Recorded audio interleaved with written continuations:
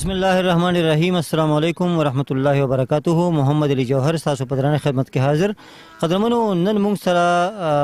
په دې نشست کې ډېر نوموړی ملګری موجود دی. ډېر زبردست د دې یو کردار د پښتو فلم په حواله باندې دې سره به خبرې ترې کوو. خو زما دا یقین دی چې تاسو به روغ جوړ یې خوشحاله به یې او دې وخت کې به تاسو زمونږ چینل هم ګورئ او تاسو به زمونږ د ویډیوز نه هم خوندونه اخلئ. نو قیصر صنوبر ډېر لوی نوم د پښتو فلمونو په حواله دې سره خبرې ترې نن کوو په دې نشست کې. قیصر صاحب خو تاسو پروګرام کې هرکلی وایي. السلام علیکم جی. زما محترم کتونکو پښتنو مسلمانانو السلام علیکم. زما طرف ته تاسو ته ډېره مینه. زما محترم زه په دې به سوی مغزو ډېر وخت شو چې په دغه انډسټري کې زه انوالو وم. زموږ سټارټ چې دی نو دا د ریلوې نو او په ریلوې کې دا هلته موږ دا شوق پیدا شو او شوق داسې پیدا شو چې ډایرکټر راغی او هغه راته وویل چې بھئی زه په تا باندې یو کرکټر کوم چې هغه وخت زما عمر 18 سالو او د 80 کالو بوډا چې دی نو هغه ته به دا کرکټر کوي. هغه ډرامه مو په اردو کې او نوم یې و ترکی هور. ترکی هور نو هغه چې دی نو وخت راغی او ډرامه شروع شوه. اوس مونږ ټول نوي یو او ټول نوي نو هر سړی چې دی نو اوس 2000 کسان ناست دي او خلک چې دی نو ډېر بې ارامه دی او دغه دی سو کنټرول سټیج ډرامه وه سو کنټرول نه و او کله هګۍ راځي او کله چیترې راځي او کله څه راځي او ماحول ډېر ګندری. زما نمبر پکې راغی چې څه وخت یې زما نمبر راغی نو بس په سړو چوچو شوم بس په نیمه کې په سجده پرېوتم او ما ورته چې پروردګاره ته ورسه نیمه او څه چې نو اته او بس زما عزت وساتي چې لاړم نو بس هغه ما هغه ډرامه کې د کار داسې شروع کړ چې هغه خلک ما سره روان شو. نو چې ما سره روان شو ډرامه ختمه شوه نو ما ګټه بلر کو کلین شو مې دا بوټل شو پینشنټ مې دا کو ویلو ویسته مې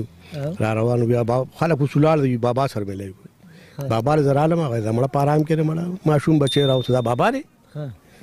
ویل هغه بابا راولې چې کوم په سټیج باندې بیا ما ګټه په کورالم دار نو هغه وخت یو فلم لګیدلو دلهن اکرات د ممتاز علي خان صاحب هغه سپر هټو. دا کوم سن خبره ده؟ تقریبا 77 خبره نو په هغه وخت غي ماته چې ډېر کمکل سړی تل تسګي ستا کار هلته دی ورشه پښتنو سپر فلم دی او لړ چل ته کار بدل درکې سټوډیو ته ځه. دا کوم سټوډیو هغه وخت دا هغه وخت د هغه ډېر سټوډیوګان او شانو سټوډیو او باري سټوډیو او ایونی سټوډیو او سنای سټوډیو او شباب سټوډیو او ایزټ سټوډیو او ایم سټوډیو او بل سټوډیو تقریبا واته سټوډیوګان وي. ما چې دا د حکومت چې بي دا دلته د ساده کار دا نه دا ته مکوه صحیح اول ته دا هغه خبره ما پړه باندې وکړو هلته ما سټور کې بعد پورې وکم او بس هلته به د لسو چټي واغسته چټي چې ما واغسته اوس نه په لاور کې څوک پیژنم نه مې څوک پیژني. اوس ما چې ریل ته د ختمه نو ما یو خبره وکړه مخامه خانوال د خانوال کې ملتان کې دا نو کریم کولا هلته مې خانوال بیا نه راځم او مې بس لاړ بدنه او سلام مې ورته وکړو زه چې کې ناسته به سره لم دلته رو لاړم ممتاز خان صاحب لاړم هغه ته درخواست ورکو هغه ما ته لاندې باندې وکتل وی ته یار پښتوني یو جی پښتوني او صوبه سره ما تعلق دی. اصل کې مونږه یو د سواد تانه بازارا یو کله دی او زمانه کې چې دا غدان راغلو دلته بیا شیر درې سره راغلو علامات راغلو او بیا دا سمګه کالو خان کړهالو تقریبا ډېر وخت په کالو خان کې شو خو حالانکه موږ خپل استوګنه چې د موږ کوم چې خپل کله کوم د موږ چې جیداد او کوم چې وراثت ته بازار ده. اخر دلته الله مجید صوبه سره خو زما تعلق دی دا د پښتو خو زما دغه او ښه ودا چې پښتو فلم شروع کو بیا تاسو ته دوه مچ راشه بل لاړم بل ناسم په هوټل کې یو سړی داسې تیر شو چې تیر شو ماته ویل مې دا څوک دی و دا هم ډایرکټر دی مې ښه زر مې درخواست ولیکم او ما چې بس روانو مې درخواست ورکو ناغه خواندلو دا شماته یار درخواست ضرورت ما ته بر داسې ویلو ما په دې نه کړو بس هغه اخلاقونه دونه متاثر شوم چې کوم دی باغ کار کوم د بوت نه دا غلو مو صنوبر خان صاحب صنوبر خان د تعلق کوم علاقې سره دا په کې سره د تعلق په خور سره او د جانانه سره ډېر احترام ول سره ډېر محبت ول سره زما استاد او بس زه تاسو سره نشم ویلي چې بس هغه څومره ښه سړی دا د ما په الفاظو کې مان نه راځي. صحیح بس وخت تېرېدو مهراني رول د موږ بیا اسسټنټ فلم الله پاک سپر هټ کو بیا ورپسې شو دا سره جوړ رااله بیا بیلتون راغی بیا ورپسې دا شو بس هغه داسې پیریډ ته ورسېدو چې نو فلمونو اوپننګ دغه په یو ځای باندې نو فلمونه شروع کول او دغه د چې دین دغه د پروډوسران چونو د سینماګانو مشران اعظم سوتی صاحب دی خدای بخیا او ایوانیو سټوډیو مالک او د باری سټوډیو مالک او د شانو سټوډیو مالک او د ایم سټوډیو مالک او د شباب سټوډیو مالک یعنی ټول تقریبا هغه باندې فلم شروع کوم هغه نظر واغست د نظر له خدای هر څوک بچي وای چې امين د نظر نه خدای هر څوک بچي زه نظر والے ما او زه نظر چې زری زری کړی ما او زه نظر چې ډیر خراب کړی ما بعد دعا کوم چې په نظر ځان چې چا نظر پچاونه لګي په ما ماشاءالله دې خامخا ماشاءالله ډیر وای تاسو چې نظر لګي هغه ته دا ما درخواست دی د مرته چې دې یو ریکوست چې پر چې کلم داسې کنه ماشاءالله وای ماشاءالله وای ماشاءالله بغیر چې دا رقم کوي تاسو مهرباني وي او دا بس تاسو په خلکو باندې لوی احسان صحیح زما دوست خبره دا چې د لال ترانو بس هغه یو ورځ کې دا شو مې رینډو شوټینګ کېدو نو دا یو اسسټنټ راغی هغه ما لا کتابونه مې راکړم مې چې وشي دا مې څو کوم جی یبه زبرته ماتې لیکا او شوټینګ شو بیا ما خام شو ما خام یو غالم غ پکچر سکولا سری شونډې به سری د خارو د مې نه پشان دا د مې رینډو شو دا او بس ما ته پښتو لیکل شي مې جې لیکل شي ما ډېر ټیپیکل خط ته پښتو اړ خوشاله شو بیا دا نه نو چې ما وکتل نو ما وی چې لکه ته خو اکټینګ په شو کې راغلی او سړی خو اصل دا دی دا خو ډایرکټر دی کله ولا بدر سے بمور ته وی بنکار او بس خان مرته وی نعمت سے ورته هر سړی ورته وی چې وی دا غو لکه کنه پوښي او کې دا سبحان ډېر خدور اردو کې کار کو دا حکیم کار کو په دغه باندې مې سړی خدا دې اکټینګ پرې دا نو بیا باقاعده غسر شاګرد شو صحیح صنوبر خان خیي بس هغه بیلتون جوړ کو او بیلتون کې به دا وی چې بیلتون کور د مولاران اوران کا پاجادان اورانوي ودان کورونه دا باغ اکثر وی او بس هغه د لا پیښور نه راتو نو با کوړ خټک کې چې دا اکسیډنټ شو چې پای کې هغه وفات شو مو خدمت وفات شو ډور وفات شو درې جنازې وته ډېر د افسوس مو کوم ډېر د افسوس او ډېر دغه اوران دا کور چې بیا اوران شو بس خلکو چې موږ ته د درې فلمونو هغه چې راشه دا قیصر د باندې وطن سره سیستم کو هغه فلمونو موږ یو ډایرکټر مال راغی بل براغه ما یو فیصله وکړه یو استاد مې چې نوم یې صنوبر خان یا خو ډایرکټر شي او یا باندې خپل ته بس خبره ختمه ده الله پاک غیرتی بادشاہ دینا قربان شوی د نوم نه بس هغه سلسله شروع شو بارو بس معلوم ځل چې د سنی یو میوزیک ډایرکټر هغه باندې د نوم کې خو قیصر صنوبر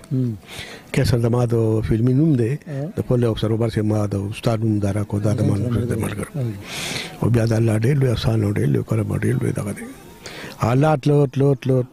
دغه یو تقریبا 50 سال زما پکې دا دی فیلډ کې شو او ما به ډېر اتار چړاولې دو ډېر خبره پکې ولې ډېر بد نه پکې ولې زما دوستانو آرام چې کنه هغه حرام دي کله هغه ته ډېر حلال وایم کنه نه نشي کېدی بس زمونږ دغه هغه مونږ کړی دي چې څه دغه الله دې معافي راکړي الله دې موږ ټول معاف کړي څوک چې امداد راکړي الله دې هر انسان او هر مسلمان له حلال او رزق ورکړي او الله دې موږ باندې خپل فضل او رحم وکړي زه بیا چې دینو ما انډستری په خدا بیا مې پس سیډي کې کار کوته تقریبا 2-250 مال ته سیډي غانو ټیلی فلمونه جوړ کړو او بیا ورو بیا چې دین بس ما باندې فار چټه کو بعد کلی ترال مو بس یو ما یو دوست هغه دا کې څو هغه لګا ما ورته مې لګا میجر صاحب رادي خدای دې وبخي مې هغه سیروزه بل ګولته ښه ماته دغه چلی روانه ما ښه ماته چلی نه دي مې ولې نه بلارو بیا یو چې لاو لګولا ته کوټه کې او بس روزین بګدا کړی خو بس ګډنګار خو یو کنه الله دې په باندې خپل فضل وکړي الله دې موږ له حق حلال موږ غره دې نه پسې څنګه نشته د موږ سره څنګه نشته د ما په کې اکسیډنټ شو ډېر لوی حالات خراب شو دا په کې ډېر خراب شو بس زما حکومت ته دا خواسته چې کوم فند لګي د موږ لپاره کړی دی او تاسو باندې تاسو ډېر مهرباني چې هغه فند دې نه موږ چې دا موږ دا نه بغیر د موږ هیڅ نشته په دې عمر کې موږ نه سکار کولی شو نه روزګار کولی شو نه صدقه کولی شو او بس حالات د موږ ډېر دې داسې ګډ وډ وند دي او بس تاسو مهرباني مخکې کال را راکړی تاسو ډېر باندې څومره راکړی داسې یو سلسله راله شروع کړي چې تر څو پورې ژوند دي سلیک ډېر موږ ته فنډ میلاویږي بادا باندې ځکه چې دا موږ 50 سال هلته تېر کړي او 50 سال نه علاوه تر اوسه پورې موږ څه کول شو موږ هیڅ نشو کولی پوه شئ ځکه ډېر یو پر لاړ شم دا وکړم بیا دغه ځای لاړ شم که بل پر لاړ شم دغه ځای لاړ شم حالات دغه دي او غریبي دا داسې زموږ څه دغه نشته په ده باندې نو بس الله دې موږ باندې خپل فضل او رحم کړي او زما خواست دی چې مسلمانانو تبلیغ جوائن کړي نیغه لار جوائن کړي موږ نه خو تللي دي هر څه موږ ته بس موږ ډېر ګناهګار خلک یو زموږ نه ګناه شوی دی بس ته موږ ته معاف کړه او دغه یوه لار ده نجات د دې نه علاوه هېڅ لار نشته هېڅ دغه نشته بلکل او الله پاک دې موږ ټول په خپل لارې کې قبول کړي موږ چې دی موږ ډېر ګناهګار ترین خلک ډېر ګناهګار یو الله دې موږ ټولو باندې خپل فضل او رحم زما دوستان دنیا چې ده که نه په ایمان درته وایم داسې ښکاري چې زه مازدیګر نه ننوتی وم ماښام راوځم دا دنیا ده زما دې وخت کې 67 سال عمر دی او دا داسې تېره شوه چې د سترګو په رپ کې تېره شوه پوه پرې نه شو څنګه لاړ او څنګه لاړ په دنیا باندې منع دی کې خلک دا هغه وخت دا هغه ځای چې دی د هغې دپاره تیارې وکړئ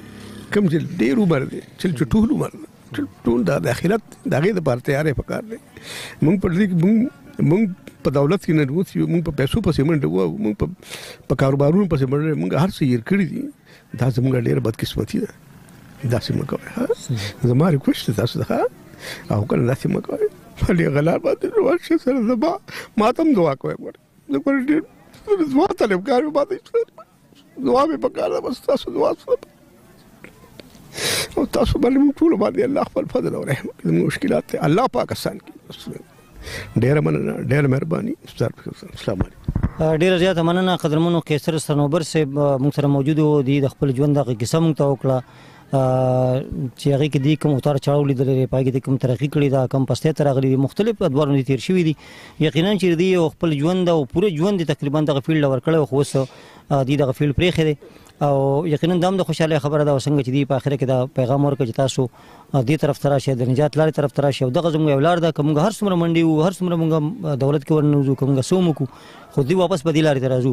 بل یو ورکوټ شان پیغام په اخره کې ده زما دغه کلچر ډپارټمنټ چې کوم دی چې کوم ثقافت ورته وایي هغې بلا فنډونه راځي او بلا خوړی شي مختلفو هغې کې هم دوی خپل خپلوي پکې کوي او یاري دوستي پکې کوي پکار ده چې داسې مستحق کسان چې هغې ټول عمر دې فیلډ کې تېر کړی دی او هغې چې دی نو بل څه کار نه لري نو پکار ده چې دغه فنډ په صحیح معنو کې دې خلکو ته حواله شي نو یقینا چې دوی به خوشحاله هم شي او دغه شان نمبر دوی باقي ژوند هم په ارام باندې تېر شي ډېره زیاته مننه او شکریه